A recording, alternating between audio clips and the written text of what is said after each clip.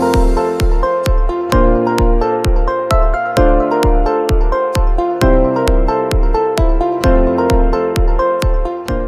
friends, today the topic that we are going to understand is a very important, especially when it's talk about the GS 2 paper and also for the prelim exam.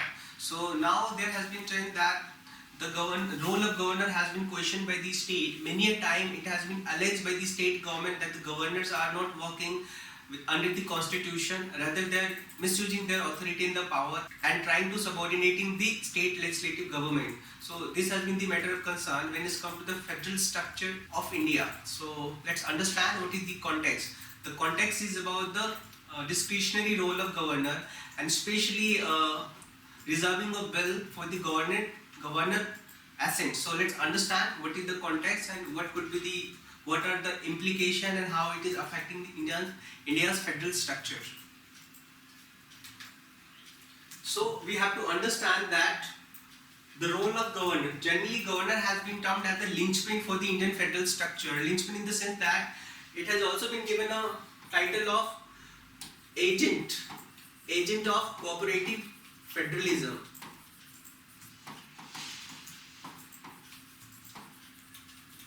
But when we talk about the cooperative federalism and the role of governor, now due to the misuse of the governor authority and the power, many times state governments are found themselves in a difficult situation, and therefore it also violates the constitutional structure that talk about the federal system in India.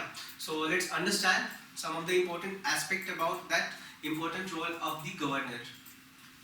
So recently Supreme Court of India has actually stated that when the governor chooses to withhold assent to a bill, it is mandatory for them to follow specific course of action outlined under Article 200 of the Constitution.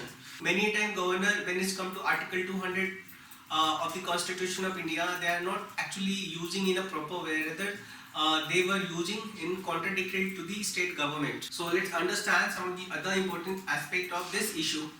So it is very important to understand what is Article 200 and what does it say, because federal structure in India is a very unique and very different. It is nothing like holding together. It is nothing like US model, rather than the Indian federal structure is very unique, and it has been termed as a sui generis, that is unique case of federal structure in India, where the central government is having the more authority in the area of the constitution and also the lawmaking processes. So many a time state governments actually are not in comfortable position when it comes to the sharing of federal power. Many times they allege that the central government has tried to subvert their powers and authority that they actually enjoy from the Constitution of India. So what does this Article 200 say? So this Article 200 says that the Constitution, the governor can reserve certain types of bills passed by the state legislature for the president's consideration. The president can either give assent to, or it asks to actually governor to send it back for the state legislature to consider it along his comment. So this has been one of the argument under the Article 200. Besides this, we also have another argument that talk about when bill is passed by the legislature for a state, it is presented to the governor. He has 4 options. So what are those 4 options that are actually available for the governor under Article 200? So let's understand. Number 1, he has to assent to the bill. Number 2, he withhold assent to the bill. He can withhold the assent to the bill. Third, he reserves the bill for the consideration of the president. Fourth, he returns to the bill to the legislature of the state for the reconsideration. So these are the 4 probable options for the governor under Article 4. When any bill is passed to the governor for his or her assent, so governor will have these 4 options. So let's understand some of the other important facets of this important issue.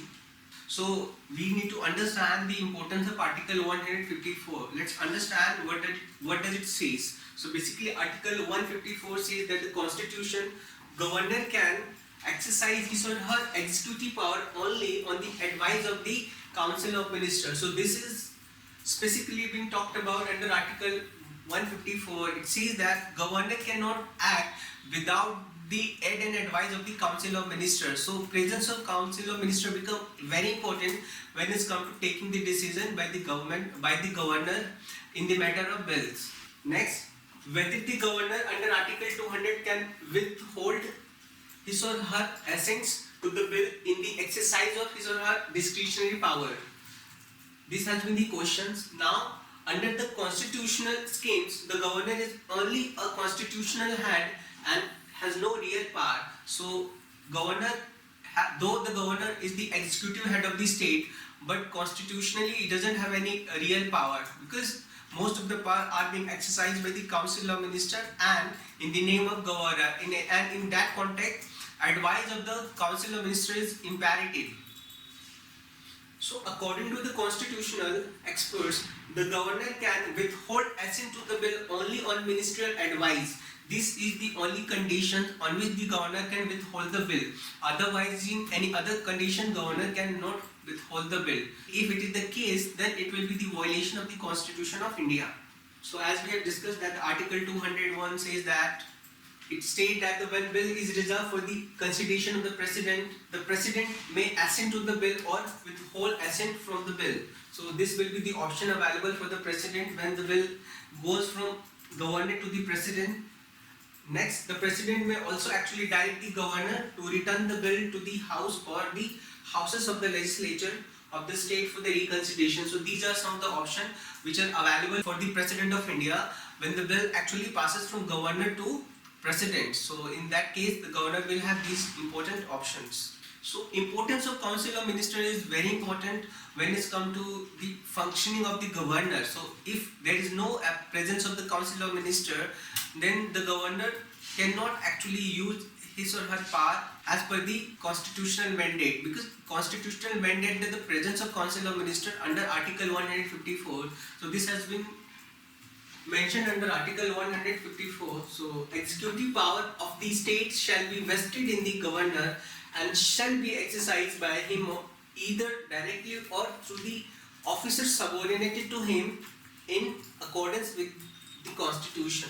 So Council of Ministers become important when there is a president rule in the state. The case is different. So we have also one of the important articles concerning to this matter, that is Article 163. So it's actually talk about that there shall be Council of Ministers with Chief Minister at the head to aid and advise to the governor. So this has been the point, and many state government, state government of Kerala, West Bengal, Chhattisgarh, they have argued that the governor is not actually paying attention to the advice given by the Council of Ministers.